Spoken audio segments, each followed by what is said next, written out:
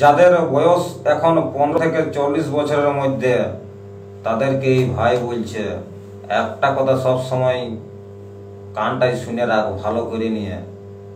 শরীরে তো তোর বল অবশ্যই থাকবে, দেখতে তো অবশ্যই স্মার্ট থাকবে, কিন্তু একটা কথা শুন, তোর শরীরে বল আছে, শক্তি আছে, সব কিছু আছে বলে নিয়ে যা তা যে খারাপ কাজে ইউজ করে দিব, এইটা কিন্তু খারাপ জিনিস। আজ আমার শরীরে বল শক্তি আছে বলে নিয়ে যাকে তাকে মারিয়ে দিব, এটা তো কিন্তু খারাপ। আমি দেখতে স্মার্ট আছি বলে নিয়ে মানে প্রচন্ড বহুত বেশি অহংকার করে দিব, একটা খারাপ মানুষকে দেখে নিয়ে হাসে দিব, একটা দুর্বল মানুষকে দেখে নিয়ে হাসে দিব। আরে বাবা, তুই ভালো আছিস বলে নিয়ে সেই দুর্বল মানুষটাকে দেখে নিয়ে হাসে দিবে নাকি?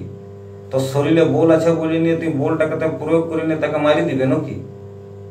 এরই তোর বল শক্তি আছে, সেটা তোর ভাগ্যের ব্যাপার। তোর বল শক্তি আছে, বল শক্তিটা তুই ভালো কাজে লাগালি চাঁদিরামা। হ্যাঁ, তোর বল শক্তি আছে বলে নিয়ে মানে বলের দিমাগে যা তা বলে দিবে নাকি? তোর এই শরীরটা, রূপ যৌবনটা আর এই বল শক্তিটা সব দিন থাকবে? नारियल के शक्ल का भड़वा साला সালা আমাদের দাদুর গিলা, পূর্বপুরুষ গিলা, ওদেরও বহুত বল শক্তি ছিল। এখন খাইতে বসা আছে, এখন কোথাও যেতে পারে নাই।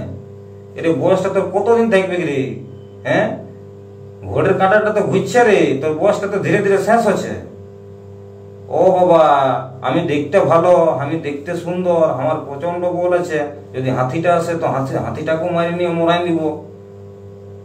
জড়ো হয়ে যাবে, জড়ো।